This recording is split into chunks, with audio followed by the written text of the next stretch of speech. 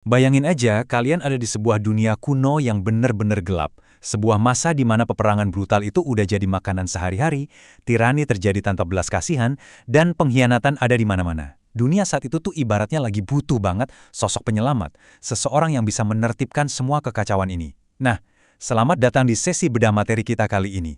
Hari ini kita bakal membedah habis salah satu kisah paling luar biasa yang pernah tercatat dalam sejarah dan teks suci. Kita bakal membongkar strategi, kejeniusan, dan perjalanan epik dari seorang tokoh legendaris, yaitu Zulkarnain. Oke, mari kita selami ini. Kalau kita ngomongin penakluk hebat dalam sejarah, sebut aja siapapun itu. Biasanya mereka ninggalin jejak kehancuran dan lautan darah kan? Tapi hari ini, kita berhadapan sama sebuah misteri besar. Kita melihat seorang pemimpin yang justru memilih jalan diplomasi, rekayasa peradaban, dan ilmu pengetahuan di atas peperangan yang brutal. Dia berhasil melebarkan kekuasaannya dari ujung barat sampai ujung timur. Bukan sebagai penakluk yang kejam, tapi sebagai penegak keadilan. Nah loh, gimana coba caranya dia ngelakuin itu semua? Untuk ngejawab itu, ini peta perjalanan kita hari ini. Pertama, kita bahas misteri identitas. Kedua, sumber kekuatan. Ketiga, menaklukkan barat dan timur. Keempat, tembok besi. Dan kelima, warisan sang pemimpin besar. Ingat ya, kita di sini bukan sekedar ngomongin dongeng atau mitos kuno, kita lagi membedah sebuah master class strategis tentang apa itu kepemimpinan sejati. Kita masuk ke bagian 1, misteri identitas, mengungkap sang teka-teki. Kisah sang pemimpin ini tuh sangat mempesona karena benar-benar perpaduan luar biasa antara wahyu ilahi dan misteri sejarah dunia yang belum sepenuhnya terpecahkan. Pertanyaannya, siapakah Zulkarnain yang sebenarnya? Kalau kita lihat ayat dari Al-Quran ini, sebenarnya ini turun bukan tanpa alasan loh. Ayat ini diwahyukan sebagai jawaban langsung atas sebuah tantangan intelektual. Jadi ceritanya, saat itu beberapa cendekiawan di Madinah menantang Nabi Muhammad pakai pertanyaan jebakan. Mereka nanya tentang seorang raja agung yang berkelana ke ujung-ujung bumi. Nah, jawaban yang turun lewat ayat ini nggak cuma mematahkan keraguan mereka, tapi juga ngebuka tabir sejarah yang udah lama banget tersembunyi. Nah, yang benar-benar bikin merinding dari rentetan sejarah ini adalah teori modern yang menghubungkan kisah ajaib tersebut dengan catatan arkeologi. Garis waktu ini nunjukin kisah hidup cucunya Raja Astyages dari Persia. Sang raja ini sempat mimpi kalau cucunya nanti bakal ngegulingkan kekuasaannya. Karena panik, dia nyuruh panglimanya buat ngebunuh si bayi. Tapi sang panglima yang bernama Herpegus ini nggak tega. Akhirnya bayinya disembunyikan. Singkat cerita, anak ini selamat secara ajaib dan bertahun-tahun kemudian dia beneran ngambil alih kekuasaan tanpa pertumpahan darah. Banyak sejarawan yang sangat yakin kalau kisah luar biasa ini adalah latar belakang sosok historis Cyrus the Great atau Kores Agung yang sifat-sifatnya tuh klop banget sama karakter Zulkarnain. Terlepas dari siapa sosok historis pastinya, gelarnya aja udah ngasih kita petunjuk besar. Zulkarnain. Ini jelas bukan sekedar gelar pajangan. Para mufasir membedah maknanya dan ternyata berlapis-lapis banget. Ada yang bilang ini merujuk pada mahkota bertanduk dua. Ada juga yang mengartikan sebagai penguasa dua zaman kejayaan. Atau ini yang paling logis secara strategis, penguasa yang mengendalikan dua ujung dunia, barat dan timur. Apapun terjemahan persisnya, gelar ini intinya menandakan satu hal. Dia punya jangkauan kekuasaan global yang belum pernah ada tandingannya pada masa itu. Coba deh kita bandingin. Norma pada zaman itu, kerajaan-kerajaan kan terkenal berdarah dan kejam banget ya.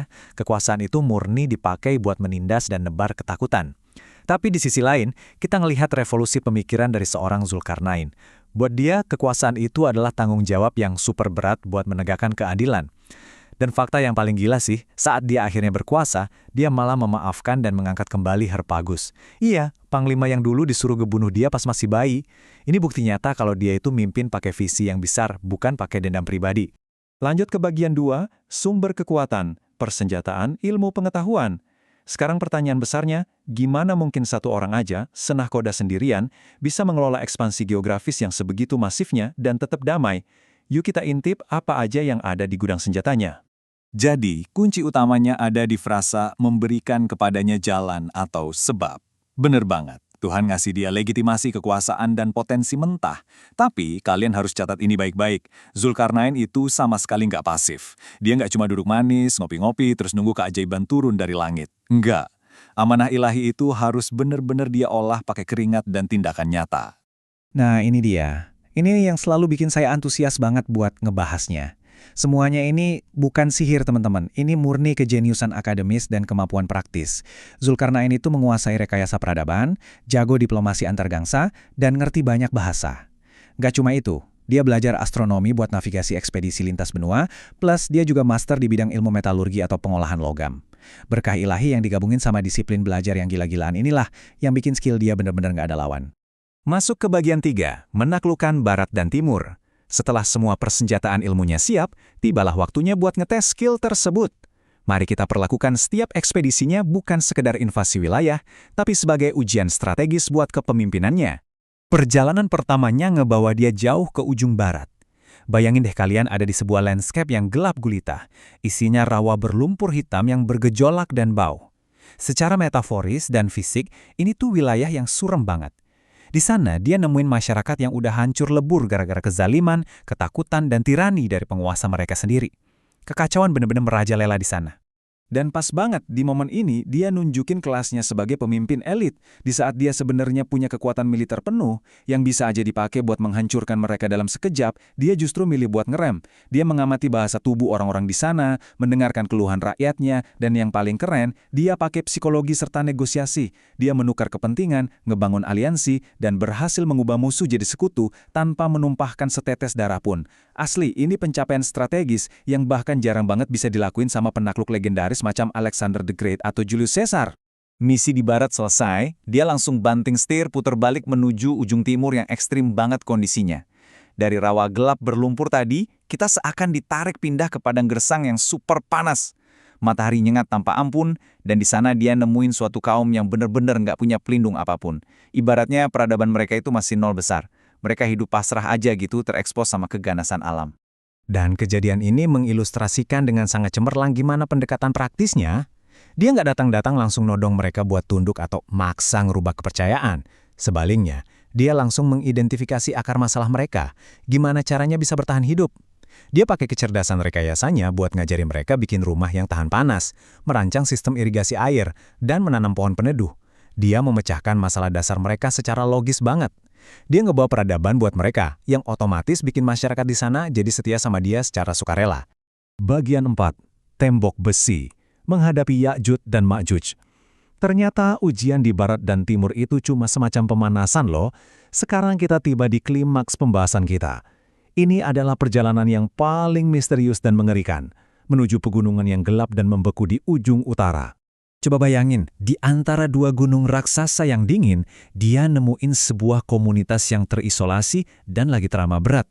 Mereka hidup dalam teror yang apokaliptik, ketakutan tiap hari sama entitas brutal yang kita kenal sebagai Ya'juj dan Ma'juj. Makhluk-makhluk ini kerjanya cuma nebar kehancuran total. Saking putus asanya, penduduk lokal yang ketakutan setengah mati ini sampai memohon dan rela nawarin harta kekayaan mereka asal Zulkarnain mau ngebangunin tembok penghalang buat mereka. Tapi ya tentu aja, Zulkarnain nolak uang mereka mentah-mentah karena toh sumber daya dia udah lebih dari cukup. Mari kita maju sebentar dan bedah bareng-bareng gimana tembok ini dibangun secara teknis. Ingat ya, ini bukan sihir simsalabim, ini murni kejeniusan logistik dan metalurgi. Dia ajak penduduk lokal buat kerja bareng. Langkah pertama, balok-balok besi dipotong dan disusun dengan presisi matematis yang akurat banget buat nutupin celah gunung. Langkah kedua, dia ngatur aliran udara dan bikin alat peniup raksasa yang berfungsi kayak tungku alami buat manasin besinya sampai merah membara. Dan langkah ketiga, dituanglah tembaga cair buat ngisi celah-celahnya sekaligus menyegel dinding besi itu dari karat dan pelapukan. Ini tuh benar-benar rekayasa struktural tingkat dewa. Nah, setelah berhasil ngebangun keajaiban dunia yang saking kokohnya bahkan Ya'juj dan Ma'juj yang buas pun nggak sanggup menggali atau memanjatnya, coba tebak apa yang dia omongin? Responnya tuh bener-bener nunjukin kerendahan hatinya yang sangat dalam. Dia nggak bikin monumen atau patung gede buat narsis. Nggak, dia balikin semua kreditnya ke Tuhan. Dia dengan sadar ngakuin kalau sekuat apapun teknologi dan tembok raksasa yang baru aja dia bangun, itu semua cuma fana, cuma sementara aja, sampai nanti janji Tuhannya tiba. Kita sampai di bagian terakhir, bagian 5, warisan sang pemimpin besar. Perjalanan yang benar-benar gila dan luar biasa kan? Mulai dari rawa barat yang gelap berlumpur, padang timur yang membakar kulit, sampai tebing utara yang membeku. Sekarang, mari kita tarik nilai dari sejarah kuno ini ke kehidupan kita di masa kini. Sebenarnya, apa sih arti warisan kepemimpinan Zulkarnain buat kita semua? Inti dari filosofi Zulkarnain itu jelas banget. Kemenangan-kemenangan besar dia itu nggak lahir dari adu fisik atau kekuatan otot semata.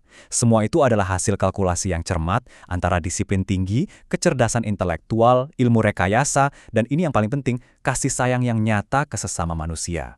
Kekuasaan, power, teknologi itu semua netral kok, mereka cuma alat.